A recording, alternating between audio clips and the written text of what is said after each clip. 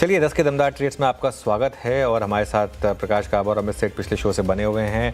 निर्मल bank के विकास सालुंके और trade bulls के सच्चिदानंद उत्तेकर भी जुड़ेंगे अपने टॉप ट्रेड्स के साथ। मार्केट आउटलुक पर मोतीलाल ओसवाल एएमसी के एमडी और सीईओ प्रतीक अग्रवाल से चर्चा होगी।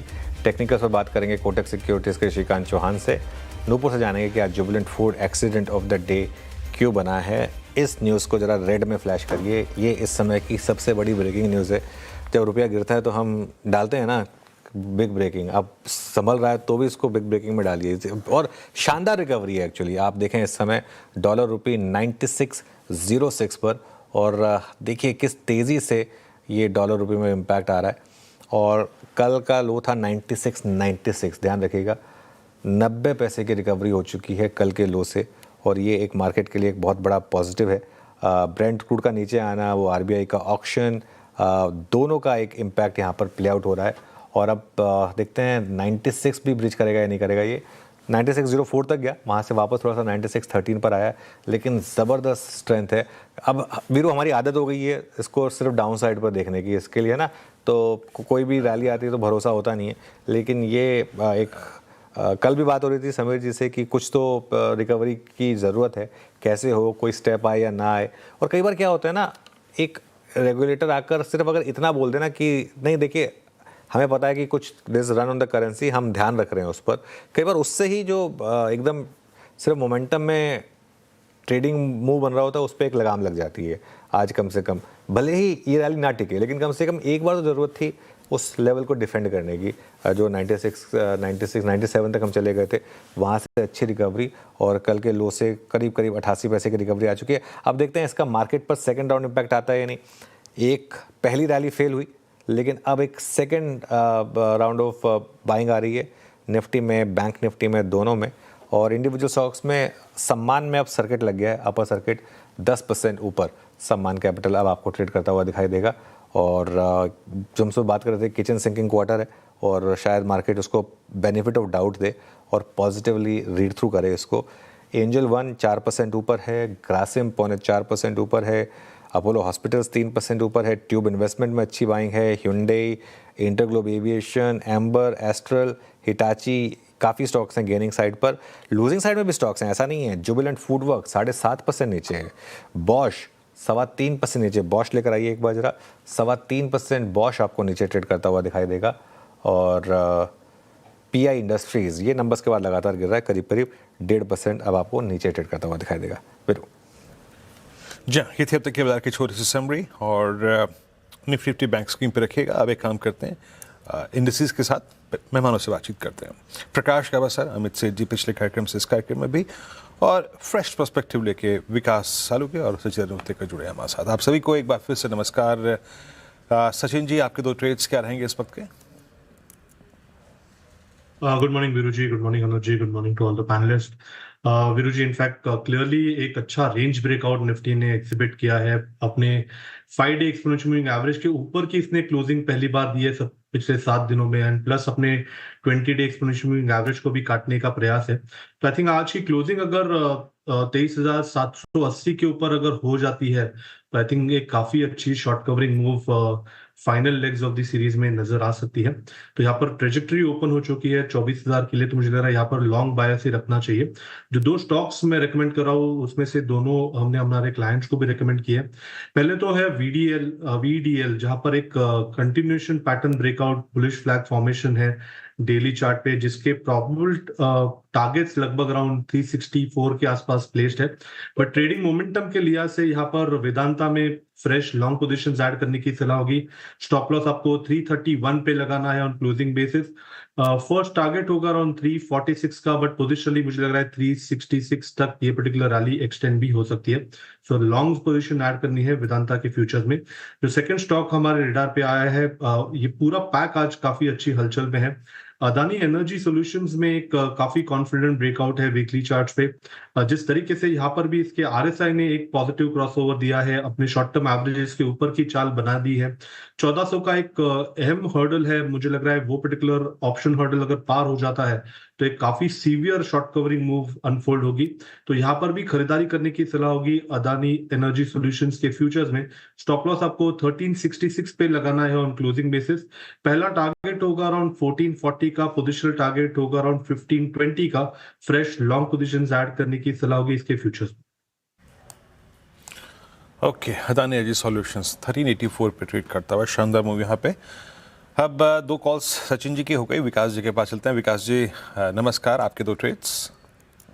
Good morning Virendra. देखो दोनों भी मेरे बाय साइड में रहेंगे। पहले तो इंडस टावर मुझे स्ट्रांग लग रहा है, जिस हिसाब से लास्ट कुछ दिनों में यहाँ पे भी एक अच्छा देखने मिला है। प्लस जो लॉन्ग टर्म मूविंग एवरेज है उसके ऊपर ये अभी ये ट्रेड करते हुए देखने मिल रहा है। और एक downward trend line daily chart पे जो है उसका ब्रेकआउट कल देखने मिला था और आज भी वो कंटिन्यूशन में देखने मिल रहा है। तो मुझे लगता है 452 के टारगेट के लिए इंडस टावर को यहाँ पे बाय करना है। 427 का इम्पोर्टेंट अभी बेस यहाँ पे देखने मिल सकता है, तो 427 स्टॉप लॉस लगा के 452 के टारगेट के लिए इसको बाय करना है। दूसरा मेरा बाय कॉल रहेगा एनटीपीसी। मैंने कल भी क्लोजिंग शो में एनटीपीसी रिकमेंड किया हुआ है, तो वहां पे मुझे लगता है एक अच्छा आपको देखने मिल सकता है। 410 का टारगेट यहाँ पे आते हुए देखने को मिल रहा है। नीचे में 388 का एक इम्पोर्टेंट बेस बन चुका है, तो 388 के स्टॉप लॉस से इसको बाय किया जा सकता है।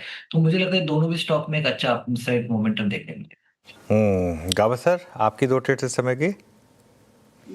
मेरा ध्यान है हिंडाल्को पर। यहाँ पर रेसिस्टेंस नजर नहीं आता।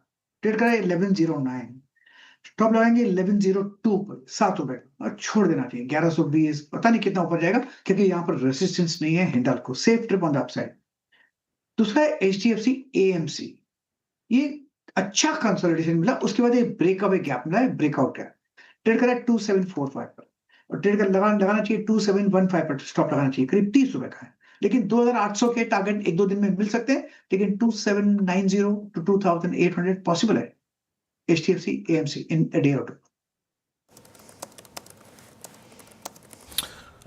ओके, अच्छा अब चलते हैं अमित जी के पास। अमित जी, आपके दो ट्रेड्स क्या रहेंगे?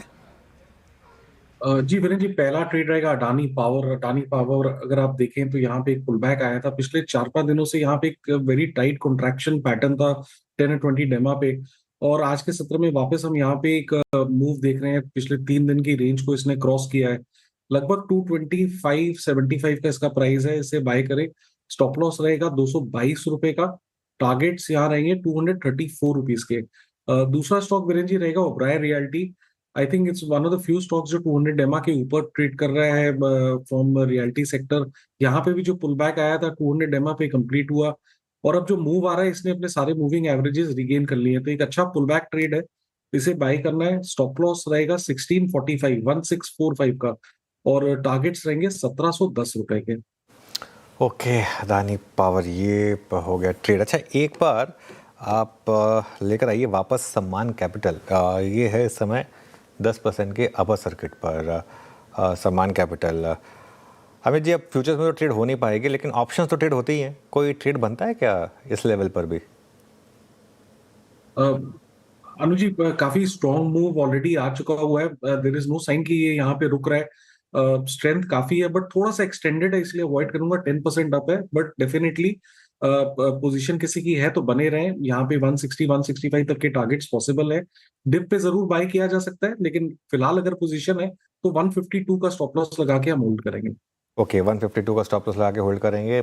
बहुत समय के बाद आज शायद इतिहास में पहली बार मैंने सम्मान पे ग्रीन व्यू लिया था वीरू, और एक सेंस बन रही थी कि किचन सिंकिंग क्वार्टर है ये, और मार्केट इसको बेनिफिट ऑफ डाउट देगा, क्योंकि वापस उस लेवल पर आ चुका था जिस लेवल पर ही डील हुई थी आईएचसी वाली। अभी कुछ देर में मैनेजमेंट जुड़ेगी, उनसे बात करेंगे। चलिए अब आगे बढ़ते हैं। हमारे साथ मोतीलाल ओसवाल एएमसी के एमडी और सीईओ प्रतीक अग्रवाल जुड़े हैं, उनसे बात करते हैं। प्रतीक जी, गुड मॉर्निंग। प्रतीक जी, ये मार्केट ने काफ़ी कुछ सहा है पिछले 3-4 महीनों में, लेकिन एक रेजिलियंस दिखाई है मार्केट ने। हालांकि ऑब्वियसली अंडर परफॉर्म किया हमने। इस समय आपका ब्रॉडर व्यू क्या है मार्केट पर? क्या मार्केट तैयार है एक बड़ी रैली के लिए? अभी कुछ समय तक हमें इसी तरीके से एक रेंज बाउंड मार्केट में ही झूलना होगा? जो भी मैं कहूंगा उसमें बस एक ही कंडीशन है कि जो भी तेल के भाव हैं वो 10, 15, 20 दिन में ठीक हो जाए और मुंह खुल जाए, और जिसको कहते हैं तेल और गैस की अवेलेबिलिटी इंप्रूव हो जाए। विद दैट आप देखो तो अभी तक काफी सारी हेडविंड्स आई बाजार के लिए, and market has sustained the level. तो जिसको हम कहते हैं कि बैड न्यूज आ रही है और फिर भी अगर मार्केट अपना लेवल सस्टेन कर रहा है तो उसका मतलब है कि there is a lot in the price और ये कि वैल्यूएशन में कंफर्ट आ गया है। हम अपने आप को भी देखें तो भी, क्योंकि 1.5 साल से मार्केट कहीं गई नहीं है और बीच में अर्निंग्स इंप्रूव हुई हैं।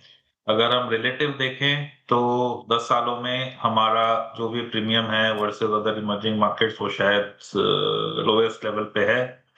तो मार्केट कह रहा है कि वैल्यूएशन कंफर्ट बहुत है, इससे नीचे जाने का मूड नहीं है। That's the kind of message it is giving.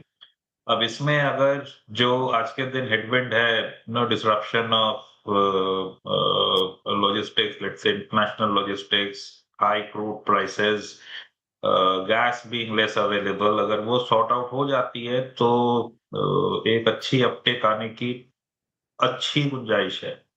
इसको थोड़ा सा नंबर से भी बताता हूँ। अगर लास्ट ईयर 8% की अर्निंग्स ग्रोथ हुई थी और मार्केट नीचे थी और इस साल भी मार्केट कहीं गई नहीं है एंड इस साल वापस आप 10 से 15-16% की अर्निंग ग्रोथ तो इंडेक्स पे देख रहे हो।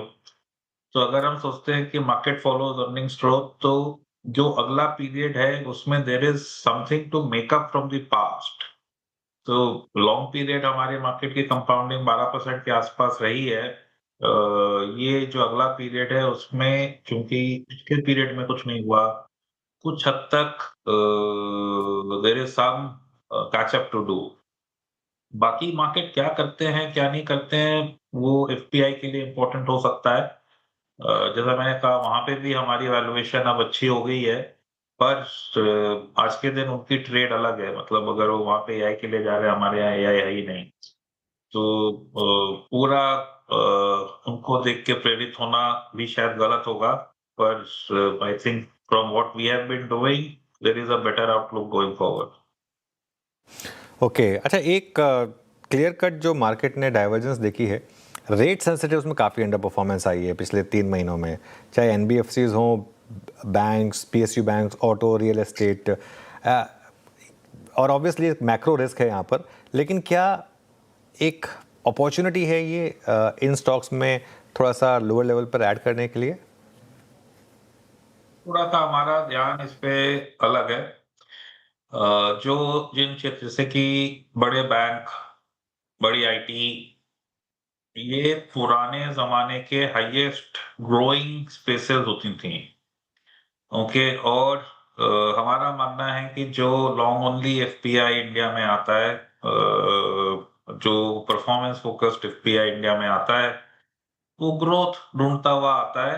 और क्योंकि इन स्पेसेस में ग्रोथ काफी ज्यादा थी, तो अगर आप एक स्टॉक बाय स्टॉक भी देखेंगे तो आपको दिखेगा कि इनमें एफपीआई का बड़ा इन्वेस्टमेंट है।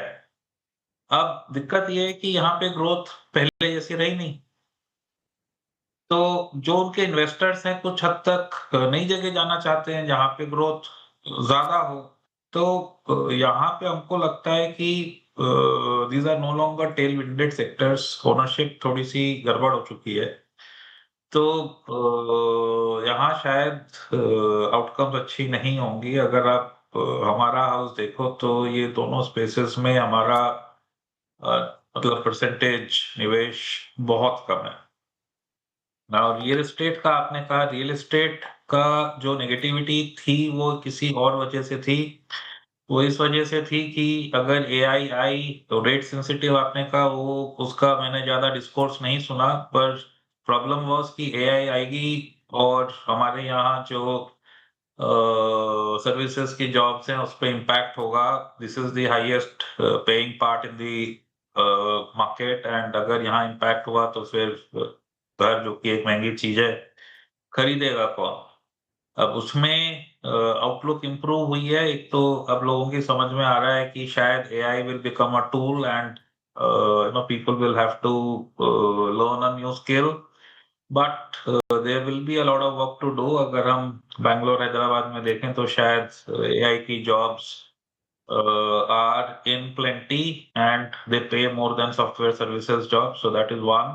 And second, हमारी रुपी डिप्रिशिएट हो गई है और किसी भी एक रियल एस्टेट प्रोजेक्ट में एक सिग्निफिकेंट, एक बड़ा significant percentage is of NRIs. तो भाव कहीं गए नहीं हैं और एनआरआई के लिए वो 10% सस्ता हो गया है, शायद उससे भी ज्यादा अगर आप 1-2 साल का पीरियड देखें तो।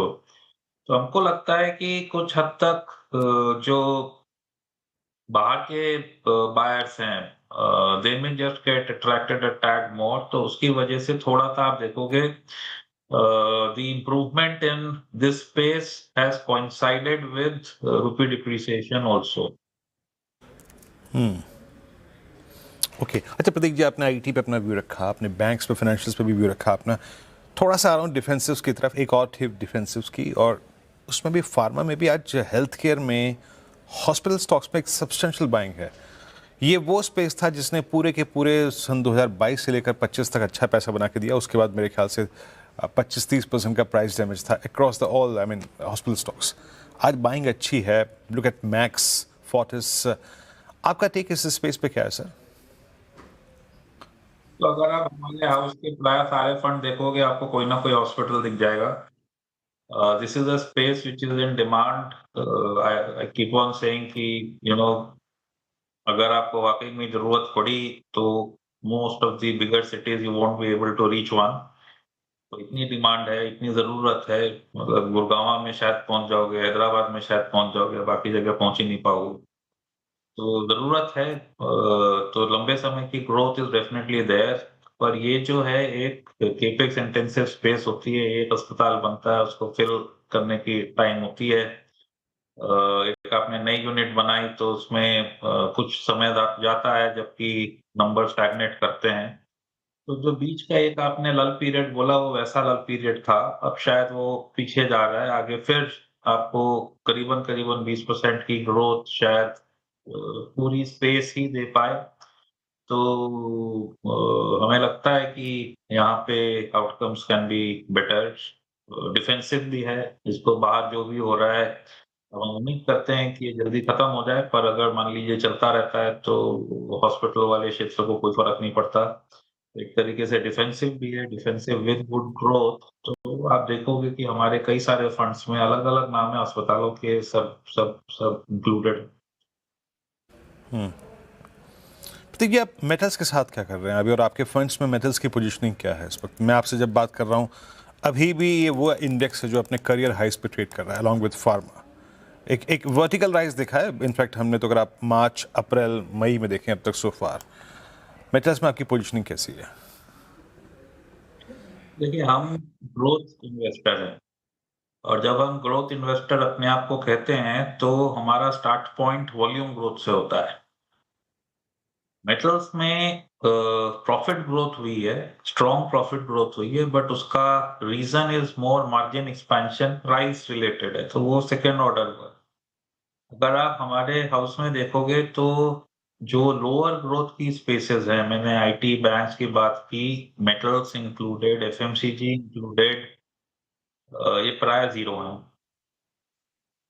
या आप समझ लो इंडेक्स के मुकाबले बहुत कम है। तो जो भी हमारी परफॉर्मेंस है, is in spite of not having any metal exposure over last 2 years, over last 3 years. तो हम इधर नहीं जाते। जो हमारे इन्वेस्टर हैं should not expect us to go there. It's of our large cap fund, जहाँ पे केवल 100 नामों में 80% इन्वेस्ट करना होता है, उसको छोड़ दीजिए तो आपको प्राय नहीं दिखेगा। So this is how it is, but I agree there is a lot going for metals. शायद स्पाइक ज्यादा हो गई है, बट फिर भी there is a lot going for metals. प्रतीक जी, एक स्पेस जिसने बहुत कमाल किया है वो है आपकी स्पेस। कैपिटल मार्केट से जुड़े हुए स्टॉक्स लगातार all time high in stocks में। और ये सवाल मैंने पहले भी पूछा था कि क्या ये एक कंपाउंडिंग स्टोरी है, क्योंकि पिछले 2-3 साल से तो ऐसा लग रहा है। मगर इन लेवल्स पर अभी फंड्स में क्या आप पॉजिटिव हैं इन स्टॉक्स को लेकर? दिस इज अ स्पेस क्योंकि हम काफी पॉजिटिव रहे हैं। हमारे सारे फंड्स में कोई ना कोई कैपिटल मार्केट का प्ले आपको मिलेगा, कहीं एक्सचेंजेस, कहीं ब्रोकर्स, कहीं fund managers. These are the 3 spaces more represented in the house. को लगता है सारी जगह ये एक स्ट्रॉन्ग ग्रोथ की शुरुआती दौर है।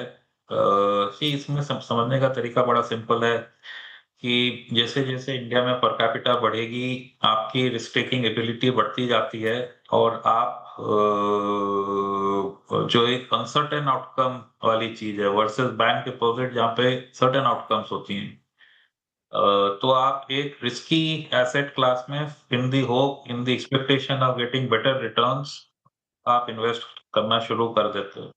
अगर हिस्ट्री भी देखें तो पहले हमारे यहाँ पर कैपिटा शायद जो 4 मेट्रो होते थे पुराने ज़माने के, वहाँ पे ज़्यादा इन्वेस्टर मिलते थे। फिर उसके बाद महाराष्ट्र, गुजरात जैसे जो अमीर प्रदेश हैं, वहाँ के इन्वेस्टर आए। अब जैसे-जैसे पर कैपिटा बढ़ रही है, जो हमारा हिंटरलैंड है, यूपी हो गया, बिहार हो गया, उड़ीसा हो गया, वहाँ के भी इन्वेस्टर आ रहे हैं।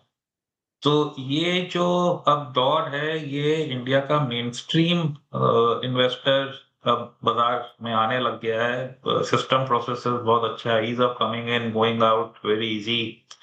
तो ये तो हमको लगता है कि लंबे समय की ग्रोथ इसमें रहेगी and mostly people will be surprised with the growth. में क्या है कि एक्सपेक्ट करना और एक मॉडल में बिल्ड करना बड़ा मुश्किल होता है। मैं कह रहा हूँ कि mostly people will be surprised with the growth. इसमें एक और चीज़ जो हो रही है वो ये कि जो कॉम्पिटिटिव इंटेंसिटी थी, वो शायद कम हो रही है। जैसे एक्सचेंजेस है वहाँ तो स्टेबल हो गया, 2 थे, 2 हैं। एक कमोडिटी था, शायद एक और कुछ आ जाएगा, वो स्टेबल सी है। ब्रोकर्स में जहाँ पहले एक बहुत लंबी लिस्ट होती थी ब्रोकर्स की, वो काफ़ी सिमट गई है, काफ़ी कंसोलिडेशन हो गया है। तो एक जो और तरीका है सोचने का वो ये कि जिन स्पेसेस में आप कंसोलिडेशन देखते हो, वहाँ पे आप देखोगे और ग्रोथ है, तो एक तो ग्रोथ सरप्राइज़ करेगी और शायद जो वैल्यूएशन आप देते हो, वो हिस्टोरिक रेंज से ज़्यादा देने लगोगे। ऑलराइट, प्रतीक जी बहुत बहुत शुक्रिया आज हमारे साथ जुड़ने के लिए, अपना समय हमें देने के लिए। अब आगे बढ़ते हैं और बात करते हैं आज के एक्सीडेंट ऑफ द डे की, जुबिलेंट फूडवर्क। आखिर ऐसा क्या हुआ? नंबर्स तो ठीक ठाक थे, लेकिन मैनेजमेंट की जो कमेंट्री थी वो शायद मार्केट को बिल्कुल पसंद नहीं आई। नुपुर बताइए। नंबर्स ठीक ठाक थे, मैनेजमेंट की कमेंट्री पसंद नहीं आई, उसके ऊपर से ब्रोकरेज हाउस का व्यू भी थोड़ा नेगेटिव यहाँ पर बनते हुए दिखा है। रेवेन्यूज़ की बात करें तो 6% की ग्रोथ आपको यहाँ पर नजर आएगी। कामकाजी लेवल पे मुनाफा 11.5% बढ़कर आते हुए दिखा है। मार्जिन्स देखें तो 19.6% से सुधर के 20.5% के आसपास आते हुए दिखे। हालांकि नेट प्रॉफिट 14% इस क्वार्टर में जो है वो घटकर आते हुए नजर आया। लाइक फॉर लाइक ग्रोथ बिल्कुल फ्लैट थी। डोमिनोज की डिलीवरी बिजनेस करीबन 10% की ग्रोथ यहाँ पर देखने को मिली। कंपनी ने ऑलरेडी 7% का प्राइस हाइक लिया है इन्फ्लेशन को पास थ्रू करने के लिए, और एनर्जी कॉस्ट इन्फ्लेशन से आगे चलकर भी मार्जिन्स में 100 बेसिस पॉइंट का दबाव यहाँ पर देखने को मिल सकता है। यही चीज़ है जो शायद बाजार को पसंद नहीं आ रही है। वेज इन्फ्लेशन पे देखें तो 50 बेसिस पॉइंट का असर वहाँ से भी आते हुए दिखेगा। Q1 की हालांकि FY27 की जो लाइक फॉर लाइक ग्रोथ है, मैनेजमेंट का कहना है कि वो Q4 से बेहतर रह सकती है। मीडियम टर्म में 5 to 7% का गाइडेंस यहाँ पे बरकरार रखा है, लेकिन सबसे बड़ी बात शॉर्ट टर्म में मार्जिन प्रेशर जो है एनर्जी क्राइसिस की वजह से यहाँ पर इम्पैक्ट देखने को मिलेगा, और यही जो सब कंसर्न्स निकल कर आए वही चीज़ ब्रोकरेज हाउस को भी पसंद नहीं आ रही है। जेफरीज की बात करें तो बाई रेटिंग को बरकरार तो रखा है, लेकिन टारगेट प्राइस 850 से घटा के 600 रुपये का कर दिया है। Q4 के नंबर्स से कोई री रेटिंग का ट्रिगर उन्हें नहीं नजर आता है। SSSG ग्रोथ बिल्कुल फ्लैट थी, और जो मार्जिन का आउटलुक दिया गया है वो भी कमज़ोर है। टर्न अराउंड के लिए अभी समय लग सकता है, और इसी वजह से एबिटा के जो एस्टिमेट्स है उसमें 10 से 12% की कटौती जेफरीज ने की है। HSBC ने भी स्टॉक को डाउनग्रेड किया, होल्ड की रेटिंग पर टारगेट 530 रुपये का देते हुए दिखे। लाइक फॉर लाइक ग्रोथ जो है वो 12% की थी पिछले साल, वो फ्लैट हो गई इस साल। इसी वजह से यहाँ पे कोई भी री रेटिंग की उम्मीद नहीं नज़र आती है। डिमांड रिकवरी एक्टिवेशन जो है वो फिलहाल नहीं नजर आया, वो नज़र तो आया लेकिन आगे चल के सस्टेनेबल नहीं है, और नियर टर्म में इन्फ्लेशन के कंसर्न्स भी बने हुए रहेंगे। गोल्डमैन की भी बात करें तो यहाँ पे टारगेट कट किया है, पहले 480 का था, 460 रुपये का लक्ष्य देते हुए दिखे। FY27 में अर्निंग्स एस्टिमेट को 7% से घटाया, और FY28 की बात करें तो यहाँ पर भी 5% की कटौती एस्टिमेट्स में करी है गोल्डमैन ने। तो ब्रोकरेजेस को नंबर्स Q4 से ज़्यादा कंसर्न Q1 को लेकर है। मार्जिन प्रेशर देखने को मिल सकता है, और इसी वजह से अर्निंग्स कट देखने को मिले। ओके, ये था अगर आप देखें कारण आज के जुबिलेंट फूड के क्रैक का and become accident of the day. Nupur शुक्रिया आपका, बहुत बहुत शुक्रिया। एक दो व्यू लेते हैं, technical view. Shrikant Chauhan Kotak security से जुड़ चुके हैं हमारे साथ। अब श्रीकांत, गुड मॉर्निंग, कार्यक्रम में स्वागत है। श्रीकांत, इंडेक्स में एक रिवर्सल तो अच्छा है, कल वो रिवर्सल शुरू हुआ from I think 23390, that's almost 23,800 के पैच को आप हिट करते हुए। प्लेसमेंट कैसी है आप लोगों की इस वक्त, क्या क्या चेज कर रहे हैं आप लॉन्ग साइड पे या फिर कुछ हायर लेवल्स पे short? Good morning Virendra, good morning everyone. तो देखिए, अगर निफ्टी की बात करें तो निफ्टी ने एक रेंज बाउंड पैटर्न बना के रखा है। कल के दिन में बहुत सारे वरीज थे, उसके बावजूद मार्केट में रिकवरी बनी, तो ये फॉर्मेशन काफी अच्छा था। आज कुछ पॉजिटिव्स है और मार्केट 23,800 को बार बार चेस कर रहा है। तो ऐसे लग रहा है कि मार्केट 24,200 के लेवल्स दिखा सकता है। करंट लेवल से मुझे लगता है 23,700 23,600 के करीब बढ़िया सपोर्ट है। तो अगर मार्केट करेक्शन भी देता है तो भी मुझे लगता है कि उन लेवल से रिकवर कर सकता है। तो by and large buy on dips की स्ट्रैटेजी बना के रखी है। शॉर्ट अभी कुछ करना नहीं है। लॉन्ग करने के लिए कैपिटल मार्केट से रिलेटेड स्टॉक्स में डेफिनेटली लगता है कि और भी मोमेंटम जारी रहेगा। एंजल वन तो ऑलरेडी चल रहा है, बीएससी में मोमेंटम है हमें लगता है। साथ ही साथ कुछ एएमसी कंपनीज है, वहां पे भी हमें लगता है कि मोमेंटम जारी रहेगा। और नुवामा हमें अच्छा लग रहा है, जो तकरीबन अभी ट्रेड कर रहा है कुछ 1400-1500 के करीब। यहाँ पे हमें लगता है कि ये स्टॉक वापस से 1600 रुपए दिखा सकता है। तो नुवामा हमें अच्छा लगता है। करंट लेवल से स्टॉप लॉस रखना चाहिए 1470 का। इसके अलावा कल के दिन में हमने पावर एनर्जी रिलेटेड स्टॉक्स में अच्छी तेजी देखी थी। ट्रांसफॉर्मर्स, डिस्ट्रीब्यूटर्स सभी में तेजी बनी है। तो करंट लेवल से हमें लगता है कि पावर फाइनेंस कॉर्पोरेशन पीएफसी यहाँ पे हमें लगता है कि तेजी करनी चाहिए। 439 440 के करीब ट्रेड कर रहा है। और टेक्निकल पैटर्न देखें तो लगता है कि वापस 455 460 के लेवल्स दिखा सकता है। और करंट लेवल से अगर मुझे खरीदना है तो मेरा स्टॉप लॉस होगा 430 रुपए का। तो एक पावर फाइनेंस कॉर्पोरेशन यहाँ पे भी हमें लगता है कि तेजी का मोमेंटम देखने मिल सकता है। चलिए श्रीकांत जी, बहुत बहुत शुक्रिया अपने ट्रेडिंग आइडिया सामने रखने के लिए। इस शो को समेट रहे हैं। मार्केट में मोमेंटम तो था लेकिन हायर लेवल पर प्रॉफिट बुकिंग जैसा कि नॉर्मली ट्रेंड रहा है, लेकिन मिड कैप्स में अच्छी स्ट्रेंथ है। इस शो को समेटेंगे और इसके बाद देखिए आप ट्रेडर्स हॉटलाइन।